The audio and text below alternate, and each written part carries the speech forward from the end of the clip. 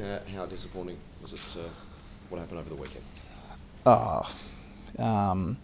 Yeah, it's obviously a pretty bitter pill to swallow. I think, I guess for me, digesting it after the Collingwood game, it's difficult to sit there for the following 24 hours and, when the results in the lap of the gods really could have gone either way, and it's difficult when you're not in control of it. And I think the players are hurting as much as our supporters would be livid when the opportunity was there and we let it slip. So you get what you put into this game. It's a ruthless competition, and I guess looking back on it now, the culmination of results over the period of the season rather than just the first quarter performance against Collingwood has led us to this position, and it's something that we'll have to go away and work on. Hopefully it burns in the players' gut over the pre-season period, and we don't find ourselves in that position again. Have the players got together since the end of the Adelaide West Coast game? Have you had a chat about the season or things you could have done better? Yeah, I think obviously we got together last night. Pretty disappointed. The mood was obviously, as you'd expect, pretty flat. Guys were bitterly disappointed that it hadn't gone our way, but as I said, in the end, it was out of our control because of our performance on Saturday, and it's a ruthless competition, ruthless game, and it would have been great had Adelaide won yesterday, but I guess the only way for us to look at it is to address the inconsistencies in our season, some of the results that went our way. And as I said, if you look at it as a whole, you get what you put in, and we were inconsistent in patches and found ourselves in that position. Do you speak of how you said ruthless a few times there? How brutal was it to sit through the last 5 minutes of the? Charlie Cameron kicks that goal, then you start. Yeah. You see that what the percentage is, and then up Bob's Lewis Jetta and Jack Darling. Yeah, I think it was one of the more interesting ends to a season throughout my career. Obviously, it's probably I've been in the position where your season's done and dusted, but obviously when it's on such a fine line like it was yesterday, it wasn't an easy game to sit through. I sat there and watched the entire thing, and obviously I was hoping that Adelaide could get the job done, but credit to the Eagles. I think their intent was quite obvious early in the game, and they were able to get the job done and deserve their spot. Were you by yourself, or were you at home with teammates, or what was this? Yeah, no, I locked myself down and just sat on the couch, and I was interested in the Mayweather-McGregor fight, and then switched over and watched that. I did watch the last 10 minutes of the Essendon-Freo game, hoping that possibly Freo could steal one as well. But I was obviously watching with pretty keen interest, but and quite frustrated at times as well. But in the end, it is what it is, really. Could you talk about how you reacted at the last 5 minutes when it got torn from you? Look, it was one of the more nerve-wracking situations I've probably been in. It's, I'm sure, I probably don't speak for only myself and our playing group, but the whole footy club and our supporter base would have been feeling the same range of emotions and feelings, which it's disappointing. It's hard to swallow at this point in time, but frustration and anger, and I guess for me it wasn't. The blame really rests on our shoulders throughout. The year as a whole, and the inconsistencies of us not being able to perform to the level that we'd expect enough and win enough games, and to then find yourself in that position, you've only got yourselves to blame, and that's what we'll review strongly as a footy club and as a team. And I couldn't be more optimistic about the future here. I think we're in a terrific position. We've got a lot of young talented players, we've got a terrific coaching group, and I think we play the game the right way.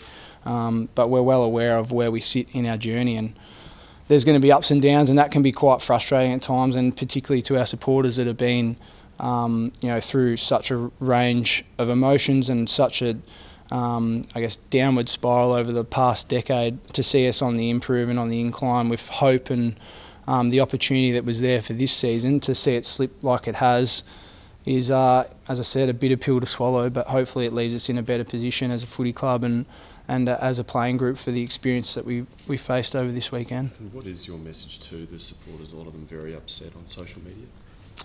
Yeah, look, the message is that what I've just said. I think we've only got ourselves to blame as a footy club through the culmination of results over the period of the season, not through the first quarter on the weekend or specific patches in games, but the entire result of the year left us in that position. I think there's games that we were in winnable positions and lost earlier in the season, which quite potentially have come back to haunt us. And as I said, we'll look to rectify that over the pre-season period and continue to try and improve as a team. Do you think you need to make many changes over the off-season, or you think you're right on track?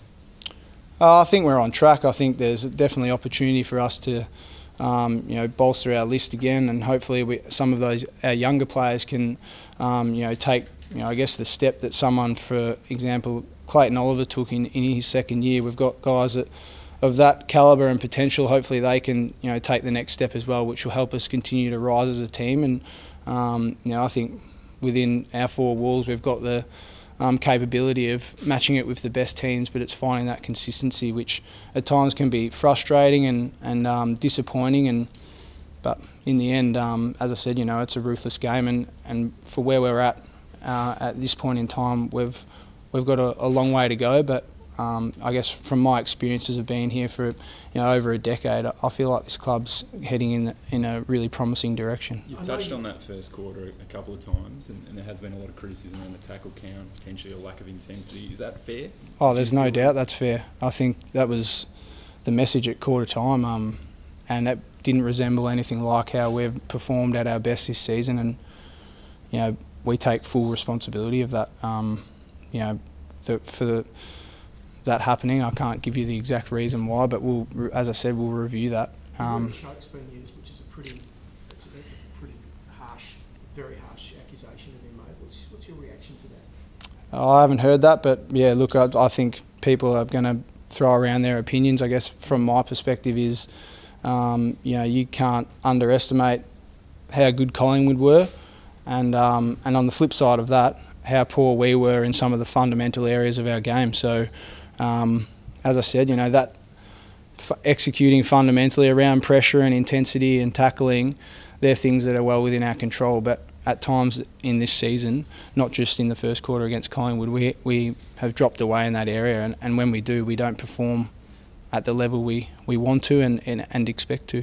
Might be a bit fresh, mate, but how do you rate the season in general? I know 12 wins, you've just missed out on the finals, obviously. Given its results-based industry, is the season a bit of a waste? Is it a failure, or do you think you've made some solid progress?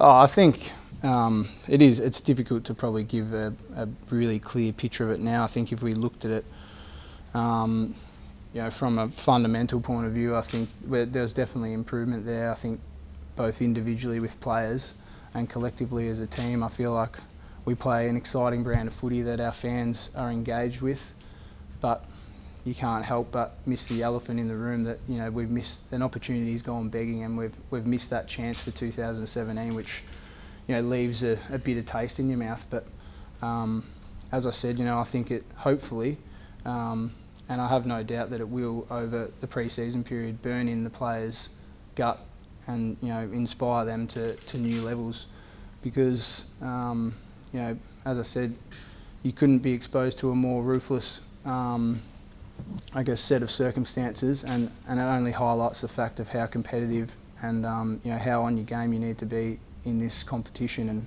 And it's a tough lesson for us to learn, but hopefully one that holds us in good stead going forward. It goes without saying, you've been through a fair bit in your career as a long time D, and you've gone through a hell of a lot of troughs, and you've stuck with it. Just be the cruelest moment. Yeah, look, you can sit back and feel sorry for yourself, but in the end, as I said right at the start, you get what you put in, and we're, as a team, we didn't produce enough results to get the opportunity to play in September. And then, as I said, we'll go away and work as hard as we can to give ourselves the best chance next year. And I think, there's no blame. It's, we take full responsibility and full ownership of, our poor performances, as we do, the adulation and praise when we perform well. And as I said, it is what it is, and it's a bitter taste. It leaves a bitter taste in your mouth, but hopefully it's going to drive this footy club to even bigger things. I know it's a small thing in the grand scheme of things. You mentioned Clayton Oliver before. Are you surprised he's not on 40 million? Yeah, I am. Yeah, I am. Again, it's subjective, really, and it's obviously an opinion of the selectors. But I guess from our perspective, he's been a terrific addition to our team, taken a huge leap for a young player, and I hope he inspires some of our other guys to show the level of commitment and I guess development that's possible when you really set your mind to it. And it's a credit to him with how hard he's worked off field. Is the byproduct is the performances we see consistently on the field, and it's a credit to him. And he's probably pretty stiff to miss out, I would have thought, this year, but I'm tipping he won't be too far away in the near future. Nathan, your co-captain Jack wasn't there on the weekend. In hindsight, looking back, was he rushed back with his foot? It's probably difficult for me to say, really. I guess speaking with him, I don't think the two things are directly related, but I guess maybe they could have taken a little bit more time, but at the same time, guys are trying to push the limits for the reasons that I mentioned before of how tight the competition is. We want our best back out there, and it was a credit to him really for how well he did come back. But whether or not that played a part in the new injury, it's tough to say. But he'll be back better than ever next year. Don't worry about that.